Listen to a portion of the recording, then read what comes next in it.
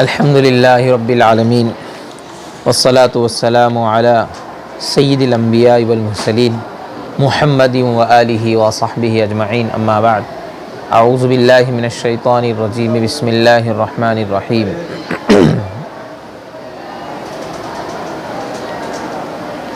محترم ناظرین، سامعین اور حاضرین کرام، السلام علیکم ورحمۃ اللہ وبرکاتہ۔ سیرت کے عنوان سے تسلسل کے ساتھ محاضرات پیش کیے جا رہے ہیں۔ آج کا عنوان ہے مدنی زندگی کے چند احوال اور اس سے ملنے والے اسباق، آپ حضرات کے سامنے بیان کیے جائیں گے۔ سب سے پہلے تو ہم یہ نیت رکھتے ہیں کہ اللہ تعالی ہم تمام کو کہنے سے سننے سے زیادہ توفیق عمل عطا فرمائے، اور کہنا سننا بھی اخلاص کے مطابق خلوص نیت کے ساتھ عطا فرمائے۔ ہر قسم کی ریاکاری سے ہم سب کی اللہ حفاظت فرمائے، آمین یا رب العالمین۔ سامعین، ناظرین، کل 13 باتیں آپ حضرات کی خدمت میں رکھی جائے گی۔ مختصراً مکی زندگی بلکہ ہجرت سے صحابہ اور نبی رحمت صلی اللہ علیہ وسلم کا مکہ سے مدینہ جانے کا جو حکم ہے اس کو ہجرت کہتے ہیں۔ ہجرت، پہلی بات ہجرت ہے۔ کل 13 باتیں آپ حضرات کے سامنے رکھیں گے اور اس سے ملنے والے سبق بھی۔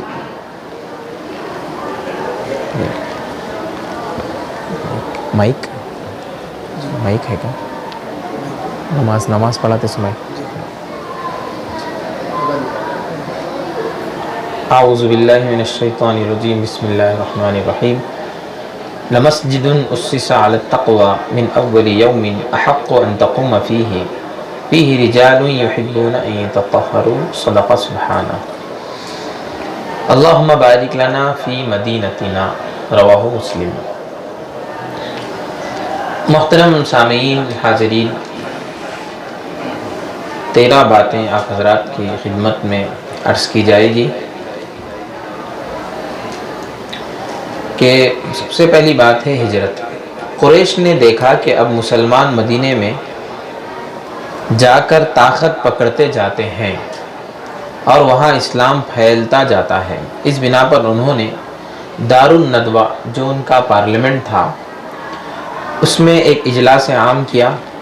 ہر قبیلے کے رؤساء اس میں شریک رہے۔ ابو جہل نے کہا کہ ہر قبیلے سے ایک شخص کا انتخاب ہو اور پورا مجمع ایک ساتھ مل کر تلواروں سے نبی رحمت صلی اللہ علیہ وسلم کا نعوذ باللہ قتل کر دیا جائے۔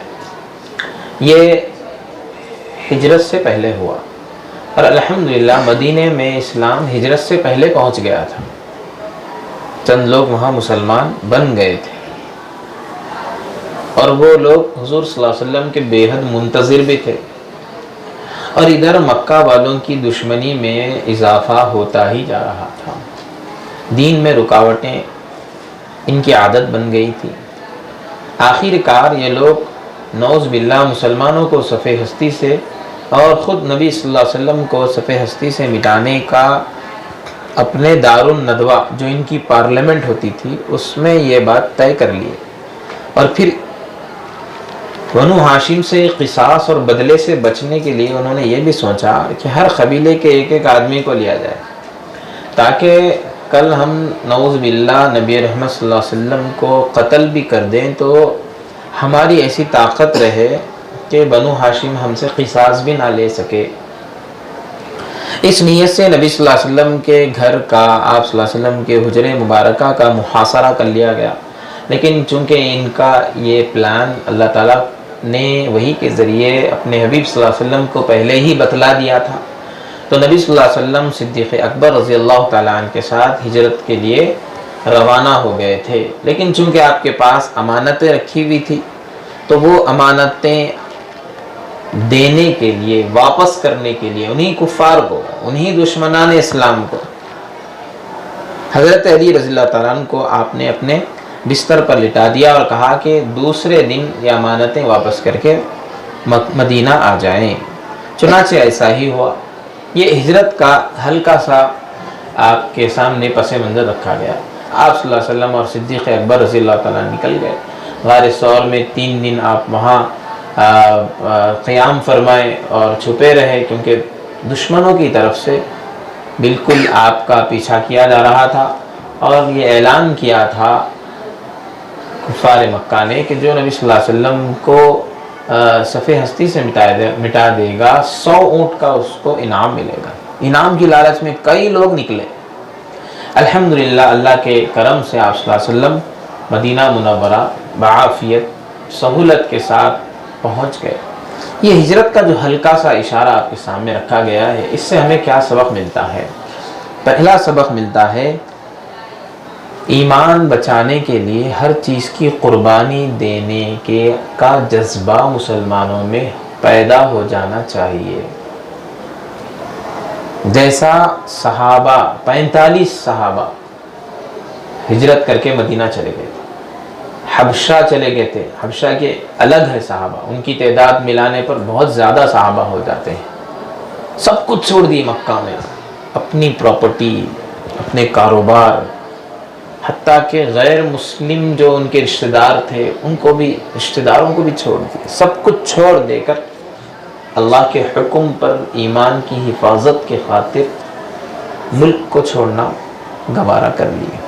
ہمیں سبق ملتا ہے کہ ایمان کی قیمت ہمارے نزدیک بھی وہی رہے جو صحابہ کے اندر تھی، کیونکہ اللہ نے قرآن مجید میں فرمایا وَإِذَا قِيلَ لَهُمْ آمِنُوا كَمَا آمَنَ النَّاسُ، اے لوگوں ایمان ویسے لاؤ جیسے صحابہ ایمان لائے۔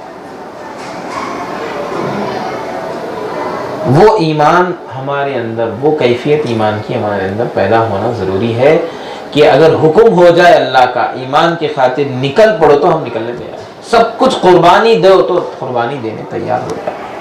لیکن دیکھا یہ جاتا ہے کہ ایمان ہمارا کافی کمزور ہے، عام مسلمانوں کا اور بھی زیادہ کمزور ہے، کہ ان کا ایمان اللہ کے بڑے بڑے احکامات پر جمنے تک نہیں دیتا، روزوں کی پابندی تک نہیں ہو پاتی، بر وقت حج کرنے کے ارادے تک نہیں ہوتے، نمازوں کی پابندی تک نہیں ہو رہی، جمعوں کی پابندی تک نہیں ہو رہی، سود سے بیزارگی بھی نہیں پیدا ہو رہی، سود سے نفرت بھی پیدا نہیں ہو رہی، جھوٹ سے نفرت بھی پیدا نہیں ہو رہی۔ تو دیکھیے کیسے لیول پر آ گیا ہے، کتنا نیچے آ گیا ہے۔ یہ ایمان کا لیول بڑھانا ضروری ہے۔ یہ واقعی ہجرت سے ہمیں سبق ملتا ہے۔ دوسرا جو سبق ہمیں ملا ہے، صحابہ کا اللہ اور اس کے رسول سے کیسا گہرا تعلق تھا، کیسی محبت تھی صحابہ کو اللہ اور اس کے رسول سے۔ نکلو، ہجرت کرنے کا حکم ہوا اور نکل پڑے، چون چرا نہیں کرے۔ ہمارے غیر مسلم رشتہ دار کا کیا ہوگا، ہماری پراپرٹیز کا کیا ہوگا، ہمارے خاندان کا کیا ہوگا، تجارت کا کیا ہوگا۔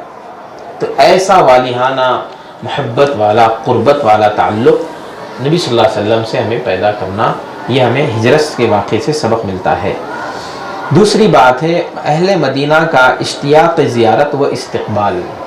ادھر مدینے والے آپ کو دیکھنے کے لیے بےتاب ہیں، اور آپ کے استقبال میں روز صبح فجر میں نواحِ مدینہ، کنارے مدینے کے پاس، بارڈر کے پاس آتے ہیں، یا پھر اوپر ٹیلوں پر چڑھ کر، درختوں پر چڑھ کر دیکھتے ہیں کہ کوئی قافلہ تو نہیں آ رہا ہے، قافلہ آ رہا ہے کیا، انتظار ایک محبت کے ساتھ۔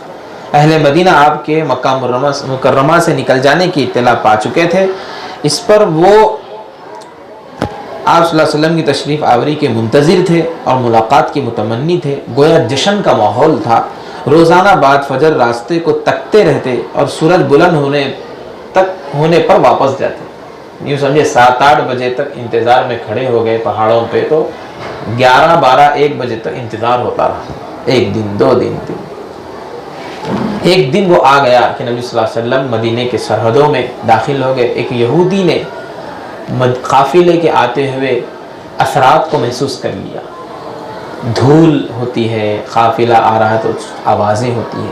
تو پھر وہ قافلے اس یہودی نے آواز دی کہ اے لوگوں تمہارا محبوب آ گیا، تم جس کے منتظر تھے وہ آ گئے.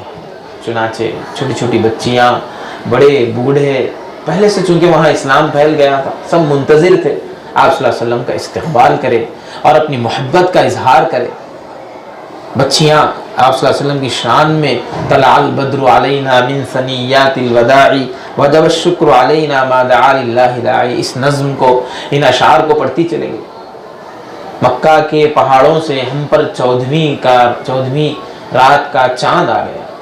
14 تاریخ کا چاند مکمل ہوتا ہے، انتہائی خوبصورت نظر آتا ہے. آپ صلی اللہ علیہ وسلم اس سے بھی زیادہ خوبصورت ہے، اس سے بھی زیادہ آپ صلی اللہ علیہ وسلم دلکش ہے.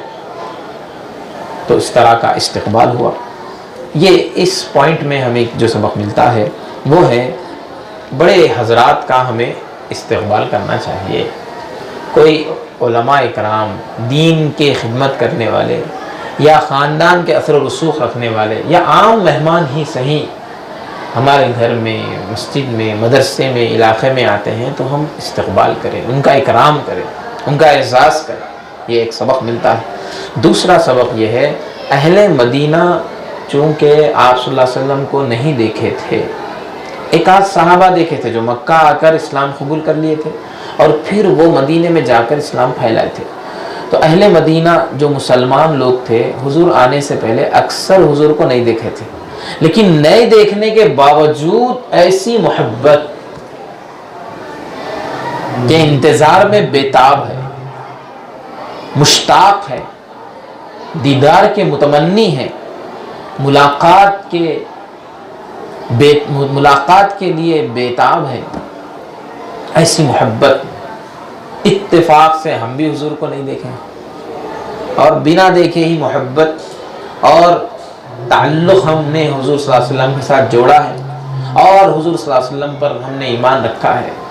تو اب سوال یہ ہے، حضور صلی اللہ علیہ وسلم سے ہمارا تعلق ویسا ہی ہے جیسے مدینے کے صحابہ کا ہے؟ 50%، 10%، 20%، 1%، 2%؟ ہر شخص اپنا موازنہ کر لے، محاسبہ کر لے، میرا حضور سے کیسا تعلق ہے. وہ انتظار کرنے والوں کے انتظار میں جو محبت تھی حضور کی اور جو ملاقات اور دیدار کی جو طلب تھی، وہ طلب کا 100واں حصہ بھی ہمارے اندر ہے کیا؟ 1000واں حصہ بھی ہمارے اندر ہے کیا؟ نہیں ہے تو پھر اس چنگاری کو ایک شعلہ بنا دینا ضروری ہے.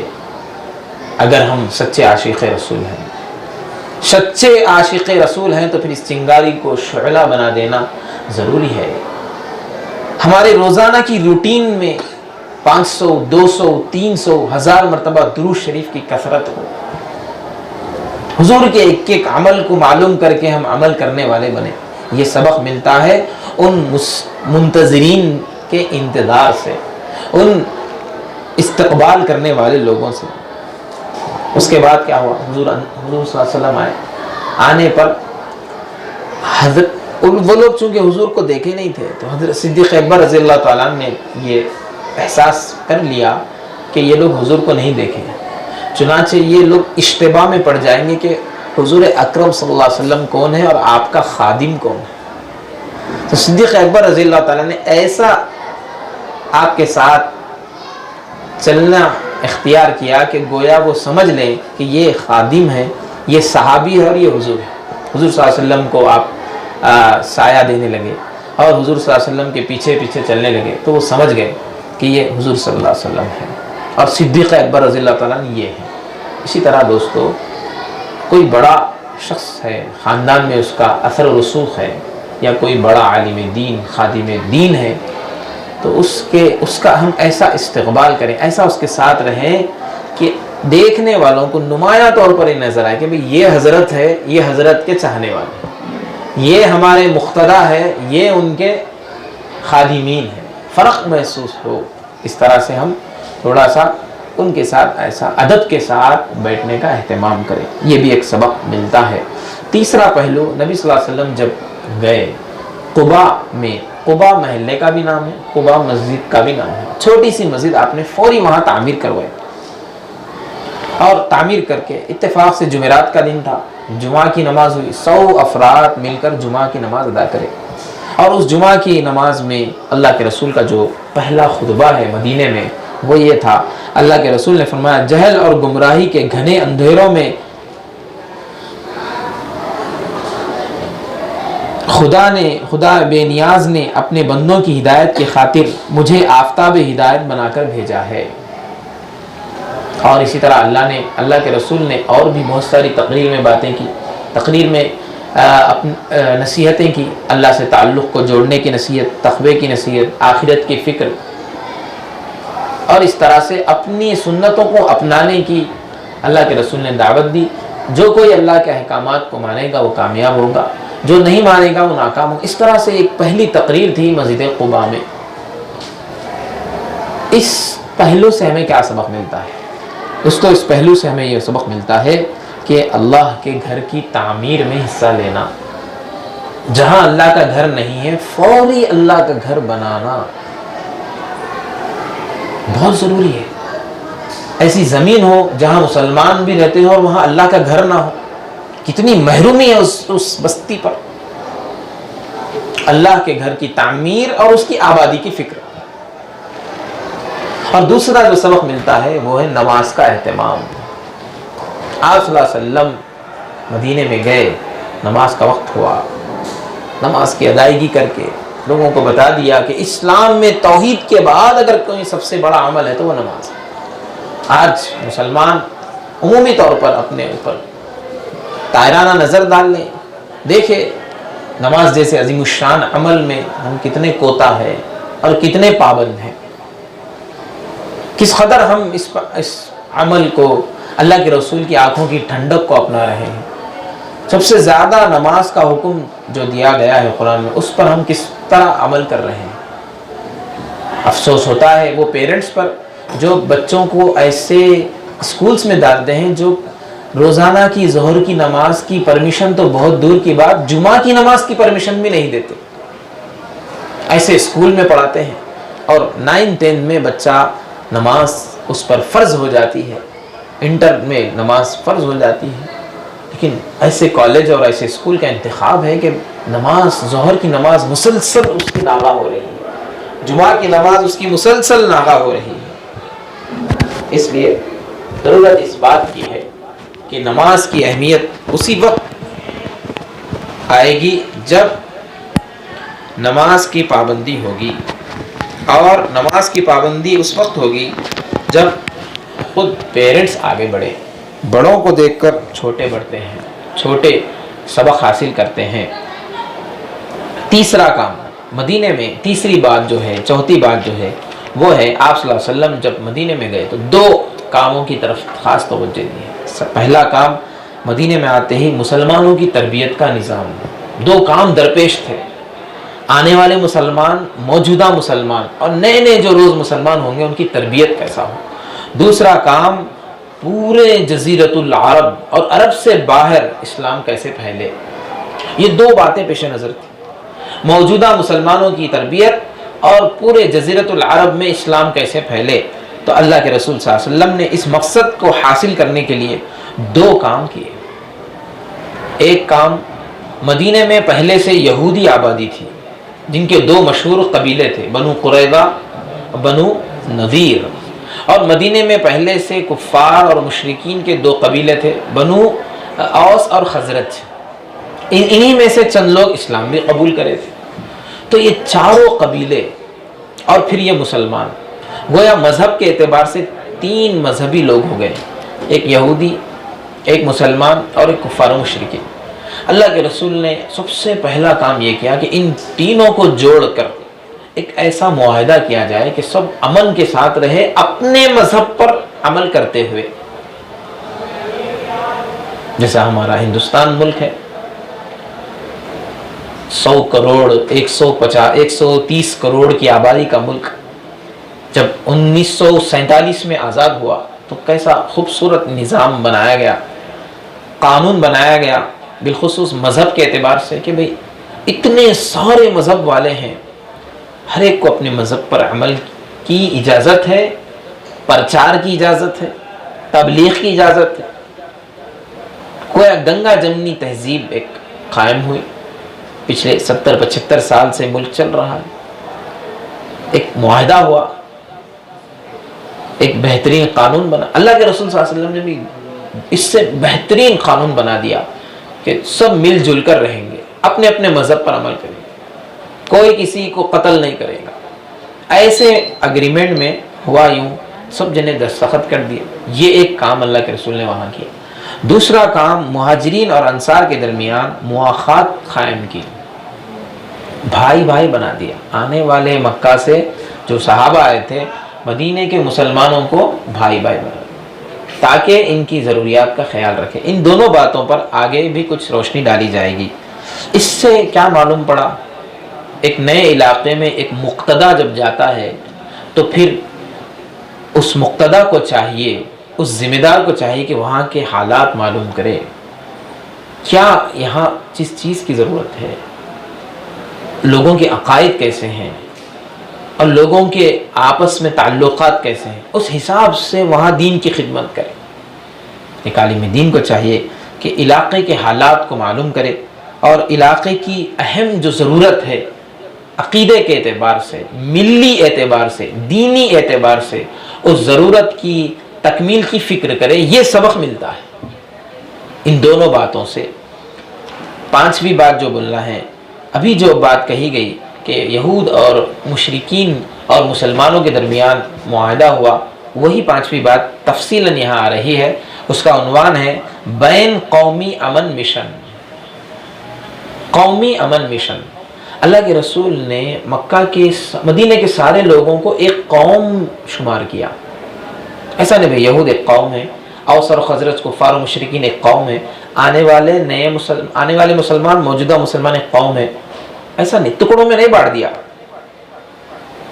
ایکو کم کر دو، ٹکڑوں میں نہیں بانٹا، بلکہ ایک قوم شمار کیا۔ مدینے کی ایک قوم ہے صاحب، اگر اس مدینے کی قوم پر باہر والے حملہ کرے تو یہ پوری مدینے کی قوم اس پر حملہ کرے گی۔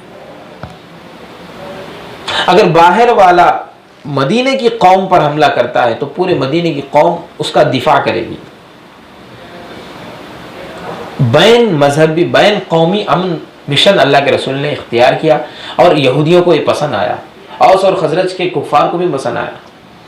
حالانکہ اس وقت انتہائی مینارٹی میں، اقلیت میں ہے مسلمان، کم ان کا فیصد ہے، زیادہ فیصدی لوگ کون ہیں؟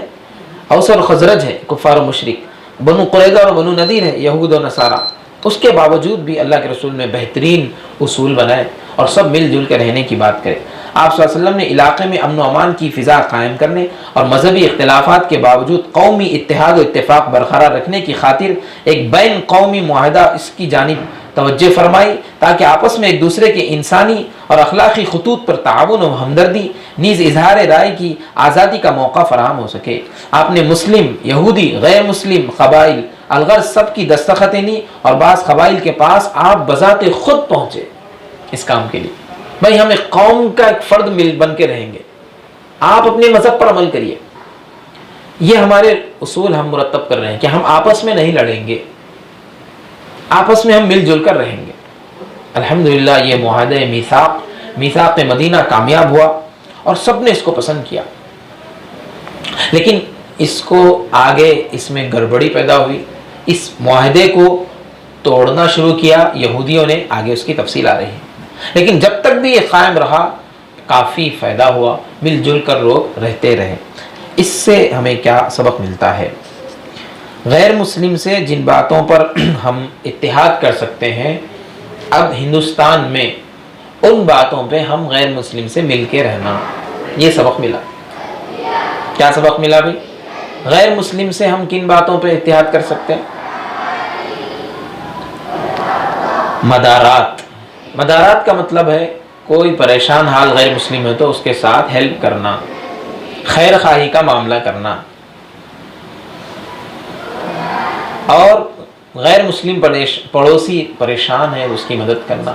غیر مسلم بستی میں آفت سماوی آ گئی، کچھ پرابلم آ گیا، زلزلہ وغیرہ، ان کی مدد کرنا، غیر مسلم بیمار آپریشن ہے یا کوئی بیماری میں ہے، علاج کے لیے پیسے کی اس کی ضرورت ہے تو اس کی مدد کرنا. تو جن چیزوں سے بھی ہم ان کا مدد کر سکتے ہیں ان کی مدد کرنا. جگری دوستی سے منع کیا گیا ہے، آگے اس کی تفصیل آئے گی. یہ ایک سبق ملتا ہے بین قومی امن مشن سے. اس سے فائدہ کیا ہوگا؟ ان سے تھوڑا سا تعلق اور معاملات بھی رکھنا ہے ان سے، یعنی خرید و فروخت کا، ان سے خریدنا، ان کو بیچنا. اس سے فائدہ کیا ہوگا؟ یہ ہلکے پھلکے تعلقات سے فائدہ یہ ہوگا کہ اسلام کی خوبیاں عملی طور پر ان کے سامنے ظاہر ہوگی. وہ لوگ دیکھیں گے ارے بھائی اسلام تو ہم اب تک کتابوں میں پڑھے تھے، اب ہم عملی شکل میں مسلمانوں کے اندر دیکھ رہے ہیں، اتنا اچھا پیارا مذہب ہے. تو پھر وہ مذہب اسلام کی طرف آئیں گے اور اس کا مطالعہ کریں گے. اور یہی ہوا میثاق مدینہ میں اگریمنٹ کرنے کے بعد روز بروز لوگ اسلام قبول کر رہے تھے، حتیٰ کہ یہود کے بڑے بڑے علماء حضور سے میٹنگ کرے. آگے وہ ایک جزیہ آگے آ رہا ہے، یہودی علماء آ کر اللہ کے رسول صلی اللہ علیہ وسلم کے ساتھ میٹنگ کرے اور اس میں چند یہودی علماء اسلام بھی قبول کرے. اوس اور خزرج کے کفار و مشرکین نے مسلمانوں کے اخلاق، معاملات، بھائی چارگی، ان کے رہن سہن، چلنے پھرنے اور ان کے اخلاق عادات کو دیکھ کر روز بروز اسلام تیزی سے پھیلتا جا رہا تھا مدینے میں. تو اس سے ملنے والا جو سبق ہے اس پہ ہمیں غور کرنا چاہیے اور عمل کرنا چاہیے. جی 6ویں بات ہے بھائی چارگی کا رشتہ. حضور صلی اللہ علیہ وسلم نے بھائی چارگی قائم فرمائی، مواخات کہتے ہیں عربی میں اسے. 45 جو مہاجرین مکہ سے آئے تھے سب کچھ چھوڑ کر آئے تھے، کچھ نہیں تھا، حالانکہ ان میں بڑے بڑے مالدار تھے، خوددار، سب خوددار ہیں، مالدار ہیں، لیکن سب کچھ چھوڑ کر آئے. ایک حبہ بھی ان کے پاس نہیں ہے، کھانے کا ایک دانہ بھی نہیں. مدینے والوں نے ماشاءاللہ پہلے ہی دن سے ان کی مہمان نوازی کی. جو غیر شادی شدہ مدینے کے صحابہ تھے انہوں نے اپنے گھر میں رکھا، لوگوں سب کو کھانا کھلاتے تھے. اس کے بعد اللہ کے رسول صلی اللہ علیہ وسلم نے ان کے درمیان مواخات کر دی، ہر ایک کو بھائی بنا دیا. ایک مرتبہ حضرت انس رضی اللہ تعالیٰ عنہ کے گھر میں سب کو جمع کیا اور اللہ کے رسول نے کہا یہ انصاری صحابی مہاجر صحابی کا بھائی ہے. حضرت عبداللہ بن عوف، حضرت سعد بن عبد الرحمن بن عوف سعد بن ربیع کے بھائی ہیں. اس طرح ایک ایک کو بھائی بنا دیا. آپ اپنی چیزوں کا نصف حصہ ان کو دے دیں، آدھا حصہ. اور ادھر مہاجر نے کہا کہ نہیں، ہم بازار جائیں گے، بازار جا کے تجارت کریں گے، کسی کو ہم تکلیف نہیں دیں گے. چنانچہ عبد الرحمن بن عوف کو ان کے جو بھائی بنائے گئے تھے سعد بن ربیع گھر لے کر جا کر کہا کہ اس میں سارا سامان آدھا آپ کا ہے. حتیٰ کہ سعد بن ربیع نے کہا میری 2 بیویاں ہیں، ایک بیوی کو طلاق دیتا ہوں، آپ شادی کر لیجیے. ایسی محبت. عبد الرحمن بن عوف نے کہا کہ الحمدللہ آپ کا اس طرح کا ہمارے ساتھ نیکی کا معاملہ کرنا بہت اچھا ہوا، ہمیں آپ مت دیجیے اپنی بیوی کو طلاق، آپ مجھے راستہ بتا دیجیے بازار کا. چنانچہ چند صحابہ پہلے ہی دن سے بازار کی طرف چلے گئے اور چند صحابہ کے ساتھ آدھے آدھے کا معاملہ ہوا، ہر چیز میں آدھا. یہاں تک کہ کسی انصاری صحابہ کا انتقال ہوتا تو میراث میں کی آدھی میراث ان کے جو مہاجر بھائی تھے ان کو مل جاتی تھی. اور اسی طرح نخلستان میں جو باغات تھے انصار کے، اس میں سے بھی انصاریوں نے کہا کہ آدھا حصہ مہاجرین کا ہے، آدھا حصہ مہاجرین کو آ جاتا تھا. ان باغات کی آمدنی، نخلستان کی آمدنی بھی آدھا حصہ مہاجرین کو آ جاتا تھا. چنانچہ یہی سلسلہ چند سالوں تک چلا. لیکن اس کے بعد ایک آیت نازل ہوئی. اللہ تعالیٰ نے فرمایا جو انتقال کر جاتے ہیں اللہ تعالیٰ نے پہلے تو مہاجرین کی شان میں فرمایا ان الذین آمنوا وہاجروا وجاہدوا، وہ لوگ جو ایمان لائے اور جو ہجرت کرے اور مجاہدہ کرے اپنے مال اور جان کا اللہ کی راہ میں، اور تو وہ لوگ بھائی ہیں، وہ آپس میں بھائی ہیں۔ والذین آووا ونصروا اولئک بعضهم اولیاء بعض، مہاجر اور انصار آپس میں بھائی بھائی ہیں۔ بھائی بھائی کی ایسی مثال پیش کرے انصار، جو دنیا میں کبھی ویسی مثال کوئی نہیں پیش کر سکتا۔ اتنی محبت کا اظہار، ہر چیز نصف دینے تیار ہو گئے۔ پھر مہاجرین بھی خودداری دکھائے ہیں۔ مہاجرین نے کیا کیا؟ مہاجرین نے یہ کیا کہ جب جنگ بدر ہوئی تو مہاجرین کو بھی مال ملا، تو یہ جو نصف کا معاملہ تھا اس کو ختم کر دیا، حتیٰ کہ نخلستان سے جو مہاجرین کو نصف حصہ آتا تھا مہاجرین نے اس کو بھی لوٹا دیا۔ اس طرح سے مہاجرین نے بھی انصار پر زیادہ بوجھ نہیں ڈالا، ان کا لیا ہوا ہدیہ ان کو ہی واپس کرنے کی بھی فکر کی۔ پھر اللہ کی طرف سے بھی قرآن پاک میں ایک آیت نازل ہوئی، اللہ نے فرمایا وَأُولُو الْأَرْحَامِ بَعْضُهُمْ أَوْلَىٰ بِبَعْضٍ، رشتہ دار تمہاری میراث کے مال کے زیادہ حقدار ہے، ارباب قرابت ایک دوسرے کے زیادہ حقدار ہے۔ میراث میں سے جو مہاجر کو حصہ آ جاتا تھا مہاجر بھائی کو، وہ ختم ہو گیا۔ اس طرح سے بھائی چارگی کا، مواخات کا ایک مثالی کارنامہ صحابہ کرام نے اللہ کے رسول کے حکم پر پیش کیا۔ سگے بھائی سے بھی محبت کر کے دکھائے، سگے بھائی سے بھی زیادہ۔ یہ جو تربیت ہوئی اللہ کے رسول صلی اللہ علیہ وسلم کے سامنے، یہ تربیت ہوئی، اس سے ہمیں کیا سبق ملتا ہے؟ اس سے سبق ملتا ہے کہ ہم کم سے کم رشتہ داروں کے ساتھ ان کے حقوق تو ادا کر رہے ہیں، ان کے ساتھ خیر خواہی نہیں کر رہے، ان کے ساتھ خیر خواہی کا معاملہ نہیں کرتے ہیں، یعنی نفل صدقات نہیں دیتے ہیں تو واجب صدقات تو دے دیں، اخلاقی اعتبار سے جو ہم پر فرض ہیں وہ ادا کریں، پڑوسیوں کے حقوق ادا کریں۔ اور میراث میں جو بہنوں کا حصہ مارنے کا جو رواج چل پڑا ہے اس سلسلے میں تو ہم شرم محسوس کریں صحابہ کے مواخات کے واقعات دیکھ کر، کہ ایک صحابی دوسرے صحابی کا بھائی بن رہا ہے اور آدھا حصہ دے رہا ہے اسے۔ کیسی مثال ہے یہ، دنیا میں ایسی مثال نہیں مل سکتی مواخات کی، بھائی چارگی کی۔ اور آج 1 روپیہ دینے کے لیے تیار نہیں، مدد کرنے کے لیے تیار نہیں۔ آگے والا آپ کی مدد سے بھیک مانگنے سے بچ جائے گا۔ بعض ایسے ضرورت مند ہوتے ہیں جو انتہائی خوددار ہوتے ہیں، کسی کے سامنے ہاتھ پھیلانا گوارا نہیں کرتے، ویسے لوگوں کو تلاش کریں۔ اور جو بار بار ہاتھ پھیلاتا ہے اس کو تجارت ڈال کر دے، پیسے ہاتھ میں دینے کے بجائے اس کی اصلاح کرے، اس کو سمجھائے قرآن و حدیث کی روشنی میں۔ مانگنا غلط ہے اسلام میں، اللہ کے رسول نے سخت منع کیا ہے مانگنے سے۔ تجارتیں لگا کر دیں، چھوٹی موٹی تجارتیں۔ یہ سبق ہمیں مواخات کے سبق سے ملتا ہے۔ اور اسی طرح مہاجرین نے جو مال لیے تھے، آدھا مال، وہ بھی ایسے ماشاءاللہ خوددار ہیں، ایسے سمجھداری کا مظاہرہ کرے ہیں کہ بعد میں سب کچھ لوٹا دیا، بوجھ نہیں بنے انصار پر۔ پھر اپنی اپنی زمینیں اور گھر کا انتظام کیا۔ صدیق اکبر رضی اللہ عنہ نے کپڑوں کی تجارت کی، فاروق اعظم نے ایسی تجارت کی مدینے میں کہ ایران تک اس کے چرچے ہونے لگے۔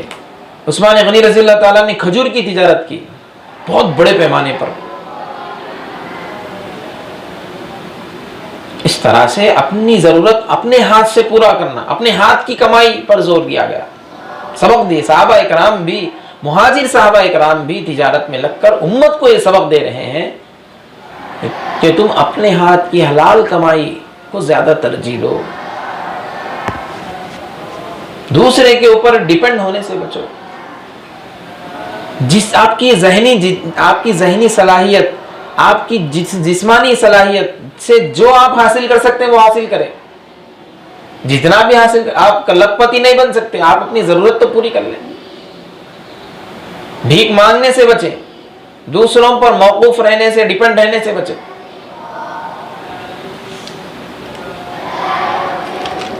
آٹھویں بات جو ہے، ساتویں بات، مسجد نبوی کی تعمیر۔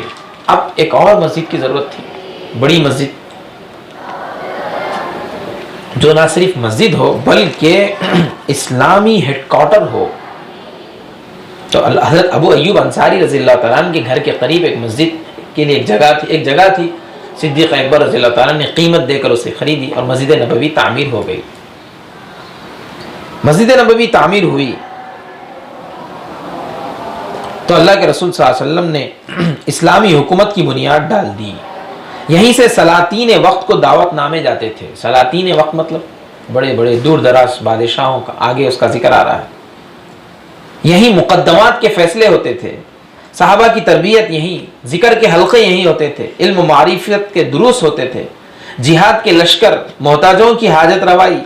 اسی کے سامنے ایک بے چھت کے ایک چبوترا بھی تھا مسجد نبوی کی، آگے اس کی بات آئے گی۔ تو مسجد نبوی تعمیر ہوئی صرف نماز پڑھنے کے لیے نہیں، سارے کام، وہی اسلامی پارلیمنٹ ہے، وہی اسلامی اسمبلی ہے، وہیں سے جہاد کے لشکر تیار ہو رہے ہیں، سارے کام مقدمے وہیں ہو رہے ہیں۔ مسجد نبوی کی تعمیر میں بھی حصہ لیا صحابہ نے، بڑھ چڑھ کر حصہ لیا۔ ایک بڑی مسجد اللہ کے رسول نے قائم کی۔ اس سے ہمیں کیا سبق ملتا ہے؟ اس سے ہمیں سبق یہ ملتا ہے کہ مساجد کی تعمیر میں حصہ لینا چاہیے، یہ ثواب جاریہ ہے۔ اور مساجد کی تعمیر صرف بلڈنگ ٹھہرا دینا ہی نہیں ہے، مساجد کی تعمیر میں یہ بھی بات آتی ہے کہ اس کی آبادی کی فکر ہو، ہمیشہ اس میں 5 نمازیں ہوتی رہے۔ دوسرا سبق یہ ملتا ہے کہ مساجد میں دروس بھی ہو۔ وہاں اللہ کے رسول کے زمانے میں جہاد کا لشکر بھی وہیں تیار ہو رہا ہے، اور ہم دروس نہیں رکھ سکتے؟ درس قرآن، درس حدیث، درس فقہ۔ ہمارا تو یہ حال ہے کہ نماز ختم ہوئی، آدھے گھنٹے میں مسجد لاک، 24 گھنٹے میں 2.5 گھنٹے مسجد کھل رہی ہے، گویا کہ 2.5 سے 3 گھنٹے، اور وہاں 24 گھنٹے مسجد میں کام چل رہے ہیں، ایک کے بعد ایک کام، ایک کے بعد ایک کام۔ اللہ کے رسول نے تو مسجد نبوی سے ایک بہترین نمونہ ہمیں عطا کیا، اور ہم یہاں مسجد کی خدمات کو محدود کر رہے ہیں۔ دیر سے آنے والے کو نماز پڑھنے کا موقع نہیں ہے، اہتمام سے عبادت کرنے والے کو عبادت نہیں کرنے دیا جاتا، مسجدیں بند کر دی جاتی، بعض جگہ تو مسجدوں میں بیٹھ کر باتیں کی جاتی ہیں زور زور سے، عبادتوں میں خلل ڈالا جاتا ہے۔ وَمَنْ أَظْلَمُ مِمَّنْ مَنَعَ مَسَاجِدَ اللَّهِ أَنْ يُذْكَرَ فِيهَا اسْمُهُ وَسَعَىٰ فِي خَرَابِهَا۔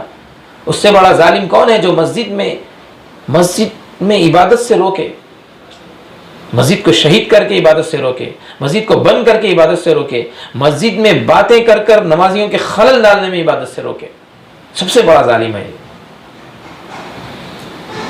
خیراتی کام، سوشل ورک بھی اس میں ہو، کم سے کم محلے کے اعتبار سے۔ مسجد کے تحت 200 گھر آتے ہیں، اس میں 50 گھر غریبوں کے ہیں، ان کو کیا ضرورت ہے؟ ان کے بچوں کی فیس کے سلسلے میں، علاج کے سلسلے میں خیراتی کام ہو، مسجد سے سوشل کام ہو، بیت المال ہو، شرعی کاؤنسلنگ سینٹر ہو، میاں بیوی کے جھگڑے، ساس بہو کے جھگڑے، ننند بھاوج کے جھگڑے، میراث میں بھائی بہن کے جھگڑے، عدالتوں میں جانے کے باوجود، عدالت میں جانے کے بجائے مسجد میں اس کا حل ہو، مفتی صاحب کی نگرانی میں۔ یہ کام تو کیے جا سکتے ہیں۔ دارالافتاء ہو، صحیح فتویٰ کسی کو ہونا ہے رائٹنگ میں، وہ یہاں آ کر رجوع ہو، مسجد میں دارالافتاء رکھا جائے۔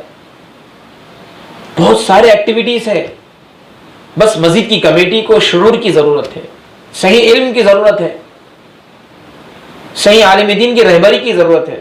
لیکن رہبری بھی اس وقت ہو جب کمیٹی سنجیدگی سے کسی عالم کے تابع ہو، کسی عالم کو اپنا مشیر بنائے، اس سے مشورہ لے، بھئی ہم کمیٹی والے ہیں، کیا کرنا چاہیے، ہمارے پاس ماہانہ اتنا فنڈ آتا ہے اور اتنا خرچ ہے، اتنا بچتا ہے، ہم کیا کیا دینی خدمات کر سکتے ہیں۔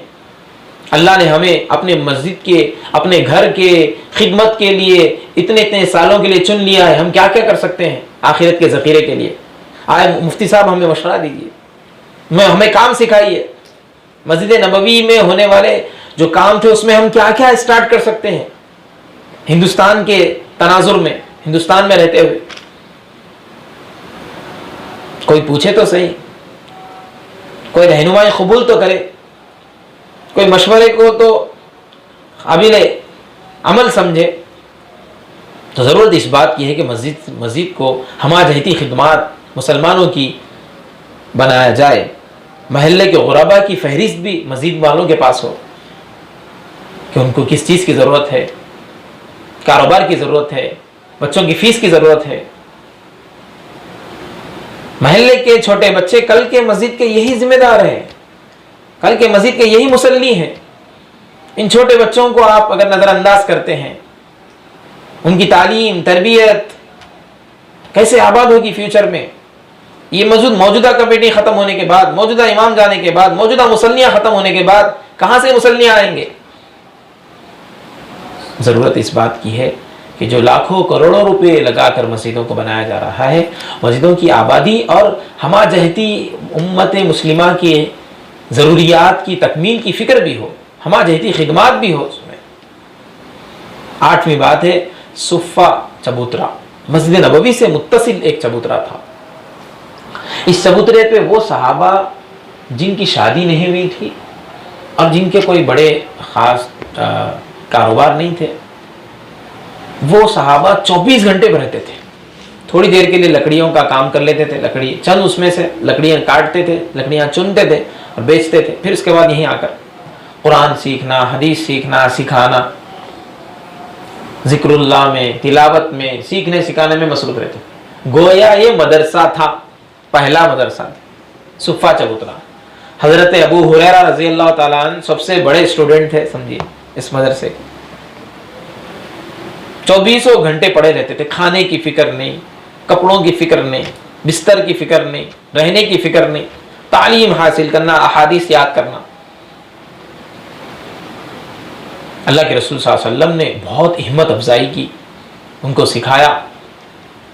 ایک مرتبہ حضرت فاطمہ رضی اللہ تعالیٰ عنہ نے کہا مجھے کنیز کی ضرورت ہے, باندی کی ضرورت ہے, مجھے باندی دیجیے. تو اللہ کے رسول نے کہا صفہ والوں کو تو کھانا نہیں مل رہا ہے اور تمہیں باندی کی ضرورت ہے.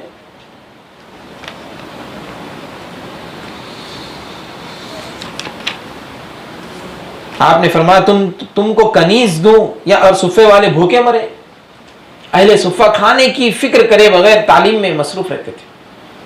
چونکہ یہ پہلا مدرسہ تھا اور مدرسہ ضروری ہے. تعلیم کے بغیر قوم اندھی ہے, جاہل ہے, ننگی ہے, بھوکی ہے. تعلیم کے بغیر قوم جلد ختم ہو جائے گی, غلام بن جائے گی, اپنا نام بھی کھو دے گی. اس صفہ مدرسہ جو تعمیر ہوا تھا, اس سے ہمیں کیا سبق ملتا ہے؟ اس سے سبق یہ ملتا ہے کہ مسجد کے ساتھ سنجیدہ اور دیندار کمیٹی کی معاونت سے بہترین مدرسہ قائم ہونا چاہیے, اور کمیٹیاں ہر بات میں مدرسے کے ذمہ داران کے پیچھے نہ پڑے, مداخلت نہ کریں. تعلیمی نظام اور نصاب میں مداخلت ہرگز نہ کریں. مخلص بن کر مدرسے کا تعاون کریں. یہ وقت کی ضرورت ہے. ہر مسجد کے ساتھ مدرسہ ضروری ہے. وہی مدرسے سے وہ مسجد آباد رہے گی, وہاں سے حفاظ, علماء, دیندار لوگ پیدا ہوں گے. اور مدرسہ کیا ہوتا ہے دوستو بزرگوں؟ مدرسہ سارے علوم اسلامیہ کی حفاظت کا ذریعہ ہوتا ہے. جتنا بھی علوم اسلام ہے, نماز کا, معاملہ عبادات کا, ایمانیات کا, عبادات کا, معاشرت کا, اخلاقیات کا, جتنے علوم ہیں سارے ان کی حفاظت کہاں ہوتی ہے؟ مدرسے میں. کیسا ہوتی ہے؟ پڑھنے, پڑھانے, لکھنے, لکھانے سے. بولیے آپ, اسلام کے جو ہزاروں عناوین ہیں, اتنا سارا مواد ہے, اتنے سارے مضامین ہیں, کہاں پر اس کی حفاظت ہوگی؟ مدرسوں میں ہوئی ہے. اس کے علاوہ کہاں ہوگی؟ اس لیے مسجد سے متصل بلکہ مدرسہ ضرورت اس بات کی ہے کہ مدرسے قائم ہو، مکتب قائم ہو. مکتب رکھیں گے مسجد میں تو یہ مکتب کے بچے کل مدرسے کے مصلی ہیں، مسجد کے مصلی بنیں گے. انہی سے مسجد آباد ہوگی، یہی مسجد کو چلانے والے بنیں گے. لیکن شرط یہ ہے کہ مدرسہ مسجد میں چلنے دیا جائے، بار بار چھوٹی چھوٹی باتوں پر رخنا نہ ڈالا جائے، خلل نہ ڈالی جائے. مخلص معاون بنے. اگر معاونت نہیں کر سکتے تو پھر نقصان بھی نہ پہنچائے. کچھ فائدہ نہیں پہنچا سکتے تو نقصان بھی نہ پہنچائے.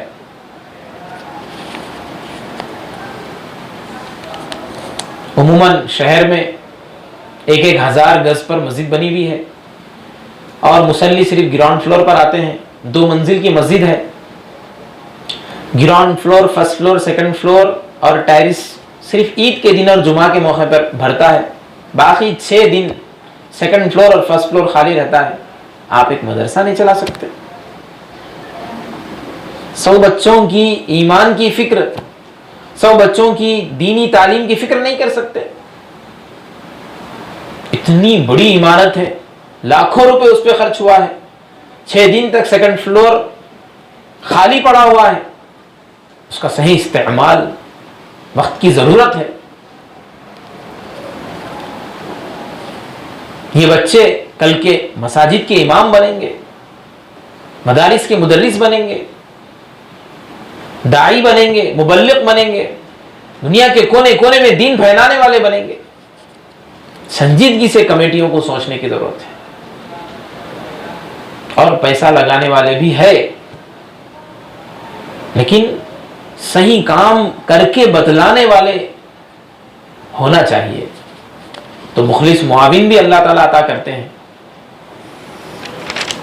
10ویں بات جو ہے مسلمانوں کا عہد کے پابند ہونا اور یہود کا عہد کو توڑنا. دیکھیے حضور صلی اللہ علیہ وسلم پہلے جاتے ہی جو ایگریمنٹ کرے تھے مسلمان اس پر قائم رہا. جتنے سال مدینے میں رہا مسلمان پابند رہا عہد کا. کوئی مسلمان کسی عہد کو نہیں توڑا. لیکن چند سالوں میں یہودیوں نے مکہ کے لوگوں سے تال میل کرتے ہوئے عہد کو توڑنا شروع کر دیا. کیوں؟ مکہ کے مشرکین اور کفار کے پیٹ میں درد ہو رہا تھا کہ مسلمان آرام سے مدینے میں ہیں، دین بھی پھیلا رہے ہیں. تو وہ بار بار کانٹیکٹ میں تھے مدینے کے کافروں سے، بالخصوص یہودیوں سے. وہ چاہتے تھے کہ مسلمان وہاں سے بھی چلے جائیں، وہاں بھی سکون میں نہ رہے. تو یہودیوں کا تعلق مکہ کے کافروں سے ہو گیا، لہذا انہوں نے عہد کو توڑنا شروع کیا. اسی کے بعد جنگ بدر، جنگ احد، جنگوں کا سلسلہ شروع ہوا. اور خاص طور پہ یہودیوں سے بھی جنگیں ہوئی. ان کے قلعے کا محاصرہ کیا گیا، مدینے سے ان کو باہر نکال دیا گیا، خیبر میں ان کو رکھ دیا گیا. عہد توڑنے پر بنو قریظہ، بنو نذیر کو وہاں سے نکال دیا گیا. 400 یہودیوں کو قتل کیا گیا. عہد توڑنے پر ہوا ہے. اب اس سے ایک بات جو سبق ملتا ہے وہ یہ ہے مسلمانوں کو چاہیے کہ وہ عہد و پیمان کا پابند رہے. اور سب سے بڑا مسلمان کا عہد پیمان کیا ہے؟ مان عہد الست. حضرت آدم سے بھی پیدا ہونے سے پہلے، حضرت آدم کے تخلیق سے بھی پہلے سارے روحوں کو اللہ نے جو عہد لیا تھا اس کو کیا کہا جاتا ہے؟ عہد الست. اللہ تعالیٰ نے کیا عہد لیا تھا؟ سب سے الست بربکم قالوا بلا شہیدنا. ساری روحوں نے جواب دیا تھا کیا میں تمہارا رب نہیں ہوں؟ ساری روحوں نے جب کہا تھا کہ ہاں آپ ہمارے رب ہیں. اس عہد کو ہم بھول چکے ہیں. انسان پیدا ہونے کے بعد بھول گیا ہے. اس عہد کو یاد دلانے انبیاء علیہ السلام آئے، ان کے وارثین دنیا میں کونے کونے میں کام کر رہے ہیں. تو سب سے پہلے یہ عہد ہے کہ اللہ سے مضبوط تعلق قائم کرنا، غیر اللہ سے تعلق کو ختم کرنا. تو یہ سبق ملا ہے.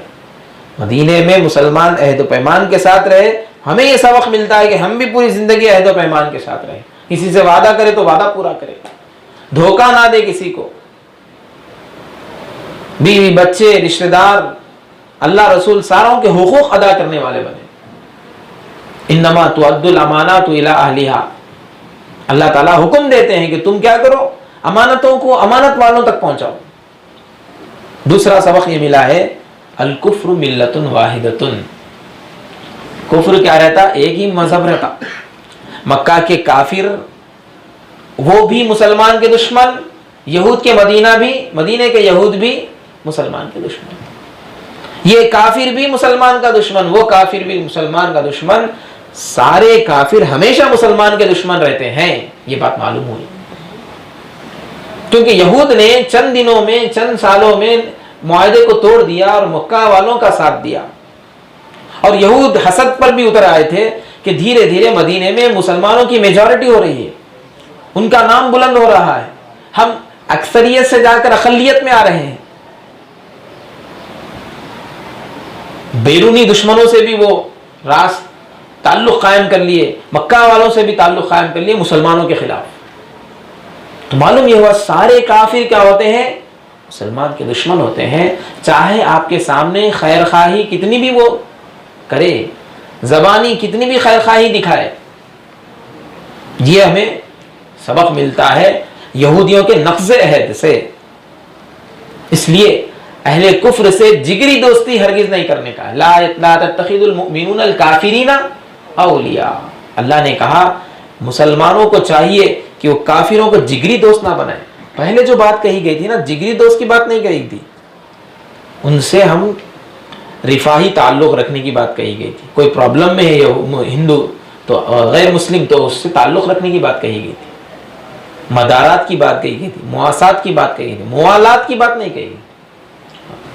یعنی جگری دوستی ان سے ہرگز نہیں رکھی جا سکتی۔ آج 57 عرب ممالک میں سے کتنے مسلم ممالک غیروں سے جگری دوستی رکھ لیے ہیں؟ مسئلہ فلسطین کے بعد یہ واضح ہو چکا ہے، 2-2-4 کی طرح واضح ہو گیا ہے۔ آج 25واں دن ہے، 1 مہینہ ہونے کو آتا ہے، اور فلسطین میں نہتے معصوم بچے لقمہ اجل ہو رہے ہیں، شہید ہو رہے ہیں، لیکن کوئی مسلمان آگے بڑھ کر ان کی مدد کے لیے تیار نہیں ہے۔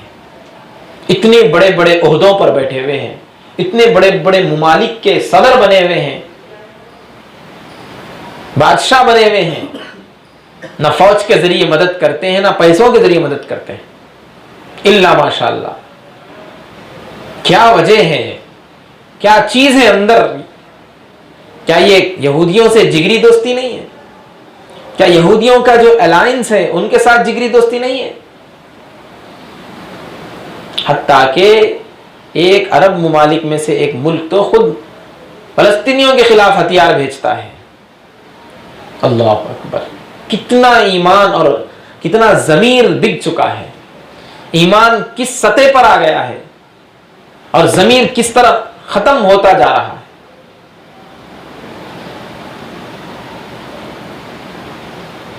اور نقض عہد سے مدینے میں جو یہودیوں نے جو عہد توڑا، اس سے یہ معلوم ہو گیا ہے، اور مدینے میں یہودیوں نے جو عہد توڑ کر کفار مکہ سے جو وہ لوگ تال میل کرے ہیں، دوستی کرے، اس سے معلوم ہو گیا کہ کوئی کافر ہمارا ہمدرد نہیں ہو سکتا۔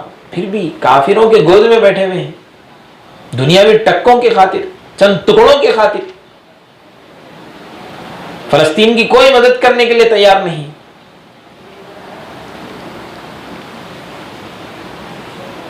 اس لیے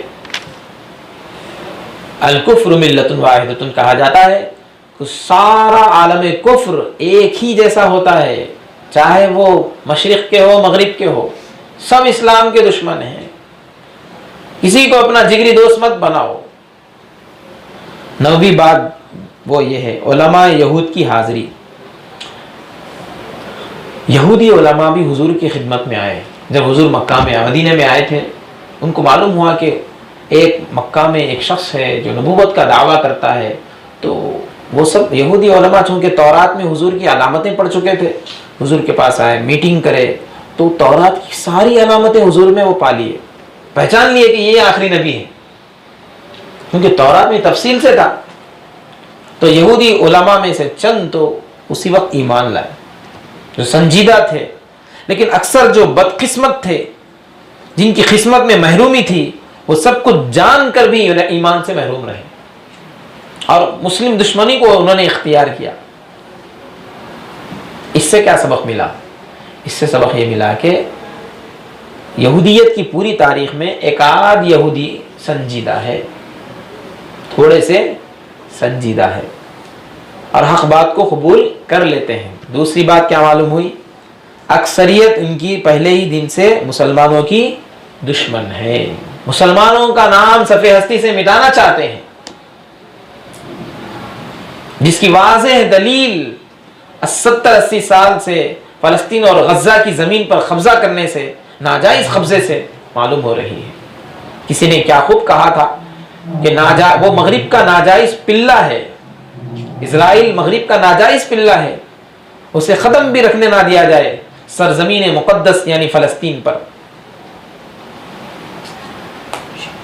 یہ لوگ نہ اپنے مذہب کو مانتے ہیں، نہ اسلام اور نہ مسلمانوں کے ساتھ خیر خواہانہ تعلقات رکھتے ہیں، نفس پرور ہے، اپنے مقصد اور مفاد کے لیے سب کچھ کرنے تیار ہو جاتے ہیں۔ ان کے اندر کا ضمیر مر چکا ہے۔ حضور کے ساتھ میٹنگ ہونے پر بھی، حضور کی علامتیں اپنی آنکھوں سے دیکھنے پر بھی اکثر یہودی علماء ایمان نہیں لائے۔ علماء ایمان نہیں لائے تو عوام کا کیا حال ہوگا؟ یہودی عوام کتنے بد سے بدتر ہوگی۔ جاننے والے پہچاننے والے حضور پر ایمان نہیں لا رہے ہیں اور حسد کی آگ میں جل رہے ہیں، دشمنی میں لگے ہوئے ہیں، مسلمانوں کو مٹانے میں لگے ہوئے ہیں۔ یہ اس سے بات کھل کر سامنے آئی۔ اس لیے 57 ارب ممالک ہو یا عمومی طور پر مسلمان ہو، الکفر ملت واحدۃ کے تحت جگری دوستی کا ثبوت نہیں دینا چاہیے کسی بھی غیر مسلم کے ساتھ۔ 11ویں بات، اس کے بعد اور 2 باتیں ہیں، دشمنان اسلام کی خباثتیں اور غزوات۔ اس کے بعد کیا ہوا؟ یہودی بھی مسلمان کے خلاف، مکہ والے بھی مسلمان کے خلاف، اور مکہ اور مدینے کے باہر بھی چند قومیں مسلمانوں کے خلاف ہوئی۔ یہ کے بعد دیگریں غزوات ہوتے چلے گئے، جنگیں ہوتی چلی گئی، جنگ بدر، جنگ تبوک۔ جنگ بدر تو ابو جہل کی ضد پر ہوئی، سمجھیے۔ خود کافروں میں سے چند نے کہا تھا کہ چلو اب لوٹ چلے، ہمارا تجارتی قافلہ بچ گیا ہے۔ ابو سفیان جو لے کر جا رہا تھا، بعد میں وہ صحابی بنے، وہ بچ گیا ہے، محفوظ مکہ پہنچ گیا ہے، اب جنگ کی ضرورت نہیں ہے۔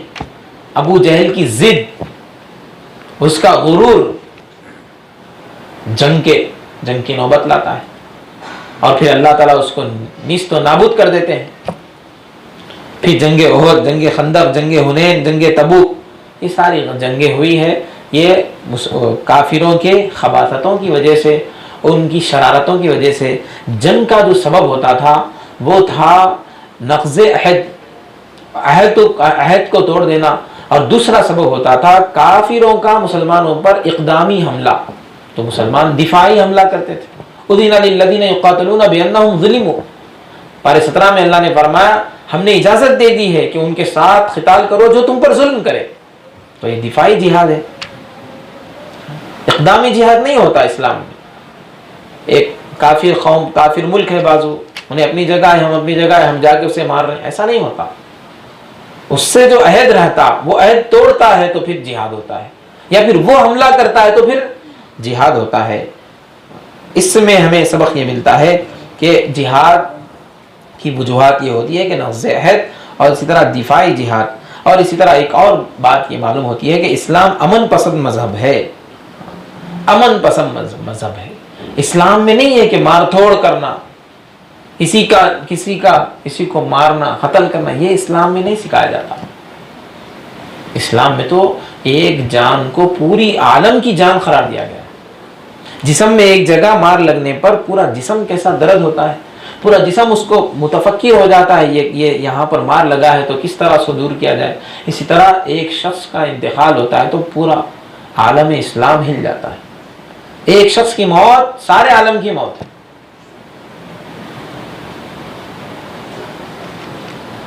اس کے بعد 2 باتیں مزید رہ گئی ہے۔ سفر عمرہ 6ویں سال ہجرت کے 6 سال کے بعد حضور صلی اللہ علیہ وسلم اور 1400 صحابہ ہجرت مکہ عمرے کے لیے گئے، لیکن مکہ والے عمرے سے روک دیے، یہ سال عمرہ نہیں کرنا۔ حالانکہ عمرے سے روکنے کی روایت نہیں تھی، عمرہ کرنے کی اجازت تھی، لیکن وہ لوگ اپنی دشمنی کے عروج پر تھے، دشمنی دکھا رہے تھے، تو عمرے سے انہوں نے روک دیا، مکہ والوں نے روک دیا اور کہا کہ آئندہ سال عمرے کو آئیں، اور 4 شرطیں ہیں، وہ 4 شرطیں مانتے ہیں تو آئندہ سال آئیں۔ حضور صلی اللہ علیہ وسلم نے کہا کہ ٹھیک ہے بولیے۔ تھوڑا سا اللہ کے رسول اور صحابہ نے دب کر صلح کر لی۔ کیوں کر لی اور کیا فائدے ہوئے اس کے، آگے آ رہا ہے۔ پہلی شرط یہ تھی کہ اس سال واپس چلے جائیں، 1400 مسلمان مدینے سے جو مکہ عمرے کو آئے ہیں وہ واپس چلے جائیں۔ دوسری شرط یہ ہے کہ آئندہ سال صرف عمرے کو 3 دن کے لیے آنا اور تلوار ساتھ میں رہنا، اس کے علاوہ کوئی ہتھیار نہیں۔ تیسری شرط، مکے سے کوئی شخص مسلمان ہو کر مدینہ جائے تو اسے واپس کر دینا، مکے سے مدینہ جاتا ہے تو واپس کر دینا، اور مدینے سے کوئی شخص مرتد ہو کر مکہ آئے تو اسے واپس نہیں کیا جائے گا۔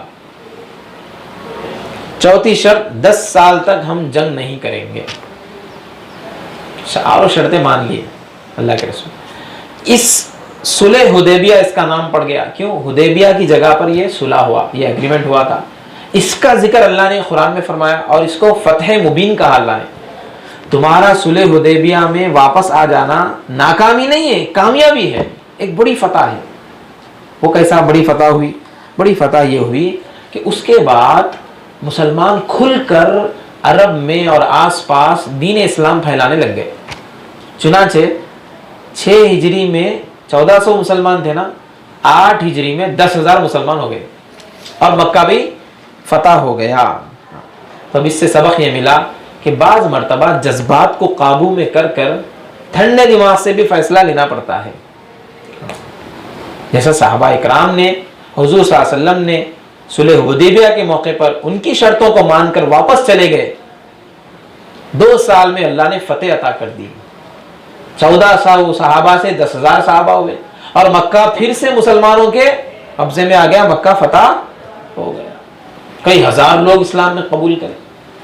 اور اسی طرح خاندانی معاملات اگر ہوتے ہیں، جھگڑے ہوتے ہیں، تو سنجیدہ جو آدمی ہوتا ہے، علم والا جو آدمی ہوتا ہے، دیندار جو شخص ہوتا ہے، اس کو کیا کرنا چاہیے؟ ٹھنڈے دماغ سے صحیح فیصلہ مان لینا چاہیے، ہٹ دھرمی سے ہٹ دھرم نہیں بننا چاہیے، اس سے نقصان ہوتا ہے۔ آخری بات، بادشاہوں اور سرداروں کو خطوط۔ حضور صلی اللہ علیہ وسلم نے دین صرف جزیرۃ العرب میں ہی نہیں پھیلایا، کیونکہ دین اسلام سارے عالم کے لیے تھا۔ اس وقت جو مذاہب تھے وہ سارے مذاہب منسوخ ہو گئے تھے، اللہ کی طرف سے کینسل ہو گئے تھے ساری شریعتیں۔ شریعت موسوی کینسل، شریعت عیسوی کینسل، شریعت داؤدی کینسل ہو گئی تھی، منسوخ ہو گئی تھی، اب ایک ہی شریعت چلے گی، وہ شریعت اسلام۔ تو اللہ کے رسول نے جزیرۃ العرب میں اسلام پھیلانے کے ساتھ ساتھ پورے بڑے بڑے بادشاہوں اور سرداروں کو بھی اسلام میں آنے کا خط کے ذریعے اللہ کے رسول نے دعوت دی۔ صلح حدیبیہ کے بعد آپ نے بادشاہوں اور مختلف قبائل کے سرداروں کے نام دعوت اسلام کے خطوط بھیجے۔ یہ خطوط نہ صرف عرب کے قرب و جوار کے حکمرانوں قیصر و کسریٰ، نجاشی وغیرہ تک پہنچے، بلکہ شاہ چین تک بھی آپ نے مکتوب دعوت بھیجا، اور کوششوں سے جزیرۃ العرب کے بہت سے قبائل نے اسلام قبول کیا۔ خود حبش کے بادشاہ نجاشی بھی مشرف بہ اسلام ہوئے۔ 6 خطوط کا ذکر ہے سیرت کی کتابوں میں، 6 لیٹرز کا ذکر ہے۔ پہلا خط اصحما نامی نجاشی بادشاہ کی طرف، کون لے کر گئے؟ حضرت عمرو بن امیہ رضی اللہ تعالیٰ عنہ۔ دوسرا خط ہرقل قیصر روم کے بادشاہ کی طرف، حضرت دحیہ بن خلیفہ کلبی رضی اللہ تعالیٰ عنہ لے کر گئے۔ تیسرا خط حضور صلی اللہ علیہ وسلم کا خسرو پرویز کے پاس، کسریٰ عجم کا یہ بادشاہ تھا، حضرت عبداللہ بن حذافہ رضی اللہ تعالیٰ عنہ لے کر گئے۔ چوتھا خط جریج بن متہ مقیقس عزیز مصر کا یہ بادشاہ تھا، اس تک یہ خط لے کے گئے حضرت حاتب بن بلتع رضی اللہ تعالیٰ عنہ۔ 5واں خط حارث بن ابی شمر غسانی شاہ دمشق کا یہ بادشاہ تھا، حضرت شجاع رضی اللہ تعالیٰ نے اس کے پاس یہ خط لکھ گئے. حوزہ بن علی حنفی والی یمامہ، یہ یمامہ کا بادشاہ تھا، والی تھا، اس کے پاس حضرت سلیط بن عامر یہ خط لے کر گئے. یہ آخری بات ہے ہمارے اس بیان کی. اس سے ہمیں کیا سبق ملتا ہے؟ اس سیرت کے پہلو سے ہمیں کیا سبق ملتا ہے؟ ہمارے جو ذمہ دار علماء ہیں یا قائدین ہیں، بڑی بڑی تنظیموں کے جو ذمہ داران ہیں، وہ حضرات مسلم بادشاہ کو ان کی ذمہ داری یاد دلانے یا ان کے اندر تعلق مع اللہ کو مضبوط کرنے کے لیے خط بھیج سکتے ہیں. یا پھر اب جو مسئلہ چل رہا ہے، مسئلہ فلسطین پر احساس ذمہ داری پیدا کرنے کے لیے مسلم ممالک کے بادشاہوں تک عربی اور ان کی زبانوں میں خط بھیجا جا سکتا ہے، خط کا نظام چلایا جا سکتا ہے. یہ سبق مل سکتا ہے. کوئی ظالم بادشاہ ہے، ظلم کر رہا ہے، تو اس کو اس کی ذمہ داریاں یاد دلا کر، ظلم کے نقصانات یاد دلا کر، اگر وہ مسلمان ہے تو قرآنی آیات سے اس کو ڈرا کر اور سمجھایا جا سکتا ہے.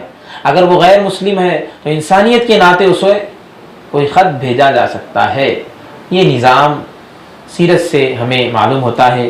یہ 13 باتیں مدنی زندگی کے اسباق و مدنی زندگی کے چند احوال و اسباق کے عنوان سے آپ حضرات کے سامنے رکھی گئی ہے.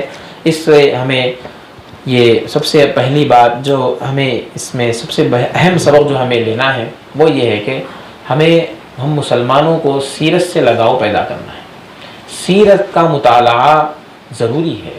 جہاں قرآن کی تفسیر ہم اہل حق علماء کے دروس سن کر حاصل کرتے ہیں، قرآن سمجھتے ہیں، اور اسی طرح ہم سیرت کے بھی دروس سنیں یا سیرت کی کتابوں کا مطالعہ کریں اور مسلسل مطالعہ کریں. سیرت سے ہی ہمارے اب فی الوقت کے جو احوال ہے، جو پرابلمز ہے، جو پریشانیاں ہیں، سیرت میں اس کا حل موجود ہے، قرآن میں اس کا حل موجود ہے. اس لیے امت مسلمہ کو چاہیے کہ سیرت کا کثرت سے مطالعہ کرے. انہی چند باتوں پر یہ بات آج کا بیان ختم ہوتا ہے. اللہ تعالی ہم تمام کو توفیق عمل عطا فرمائے. آمین. وآخر دعوانا الحمدللہ رب العالمین.